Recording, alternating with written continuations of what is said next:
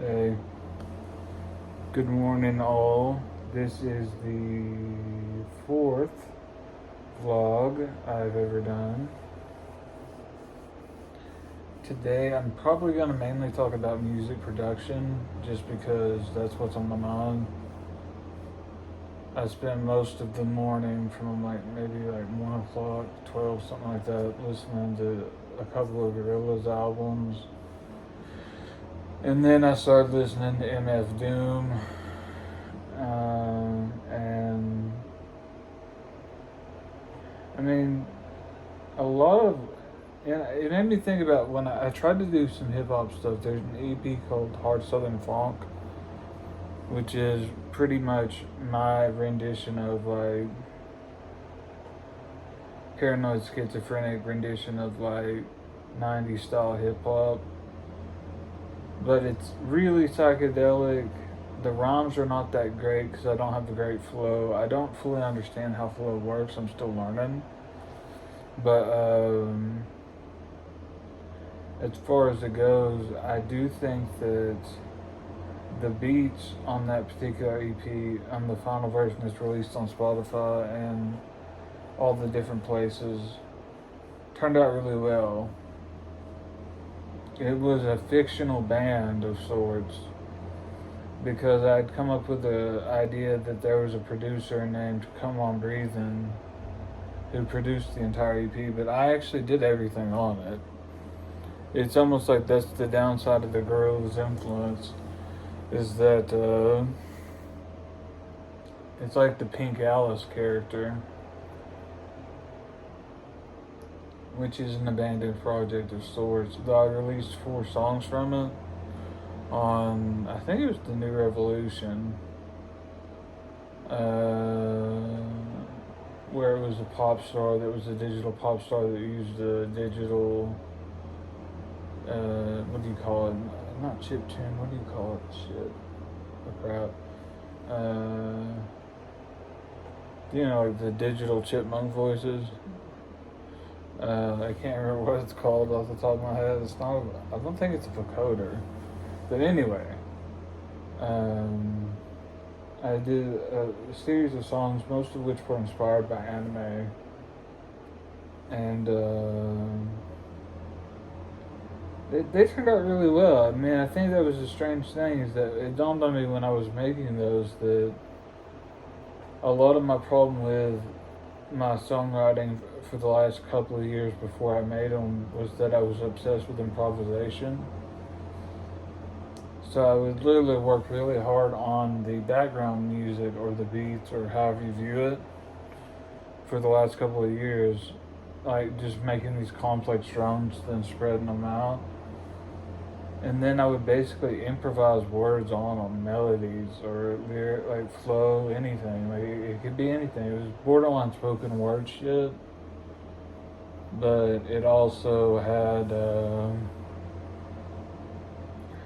most of the New Revolution in the first half of That Is So Sad is a best of the 4 or 5 albums I did in that particular period of my creative growth. And then the last 3-4 albums worth of material I think is the best stuff. And it was actually me going back to the songs I did on the first 5 albums, cutting them up like Kurt Cobain defaced other people's songs, but doing it to my own music and stealing from myself in the past and making new songs out of them, like a chorus from this song, a verse from this song, adding riffs, kind of mocking the idea of who I was and am, and strangely created the character that I've been trying to aspire to be sonically, not necessarily as a person, because again, I have a weird view on what an artist is. It's more like channeling an identity. But the Mason Andrew Freak moniker is not a character in a sense, it's me, but it's a projection of myself as I view me.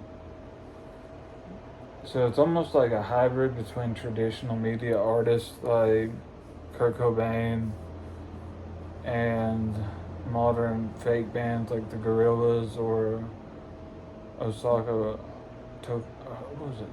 What was that Japanese one that did the Daniel Johnson cover? I can't remember, but memory's not working today. It's like a pop star maybe, but more or less the idea was just to not be limited by the factual details of who I am, and just kind of play with, like, it's not a journal, and your identity can limit. Like, at the time, I hadn't really lived much of a life. I was literally spent most of my life in an apartment pacing, or at my parents' place pacing, listening to records on an iPod when I was a kid, and humming to myself like a madman, speaking in gibberish when I was at Ward's Apartments years ago. And I mean, it's like, it sounds like a cartoon character, but I wanted to be more than a parody of what mental illness was. So I started to develop this idea of the Mason Andrew Freak thing, which is also an elaborate joke on my legal name. I've seen that some people have asked me actually outright what the deal with that is, mostly in the family, but like, a lot of it is just, it's my initials of my first two names, and a reference to Hunter x Hunter and the last one, that it's changed for copyright reasons, and also kind of a joke, because, I think his is spelled Freaks, Freecs, and mine is Freak, Freak. So it's almost like my last name's Freak. It's a kind of a funny joke in a really stupid way. But yeah, so I mean, it's almost like a through the glass darkly rendition of my soul. Like, what would have happened if I had not had my breakdown, if I had not gotten paranoid schizophrenia and all the other shit, and had to been so medicated and spend most of a decade working on getting myself back to where I was when I was 24. I mean, it's hard to believe that I'll be almost 40 now, and I feel like I've just now gotten back to where I was in my early 20s as far as like artistic, like being able to sing and stuff. And it sucks. I mean, it kind of hurts a little. I mean, when you think about it, like all that wasted potential, and trying to reclaim a sense of identity from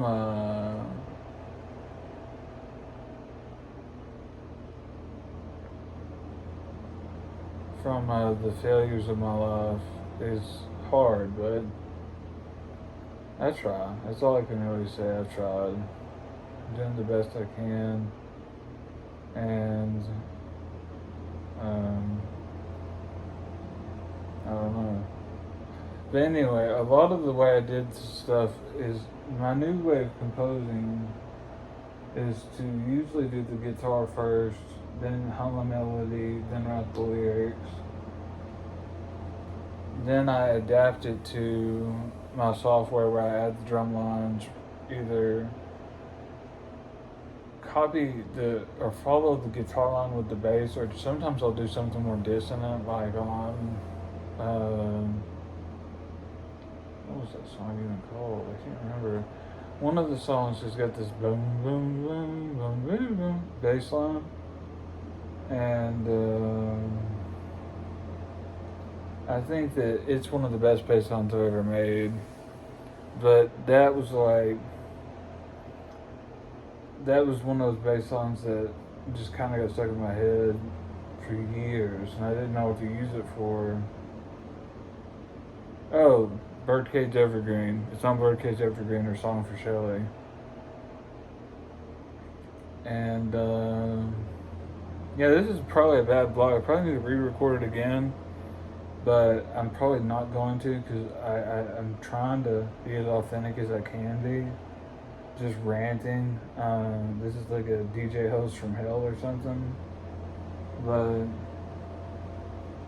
yeah, I mean, a lot of what's going on is just as simple as I'm trying to get ready to write a new album, which I'm hoping will be a breakthrough. I released one new song that's not actually been released on any streaming services yet because I'm not sure what I think of it. It was kind of a strange song. A buddy of mine compared it to Scratch Acid,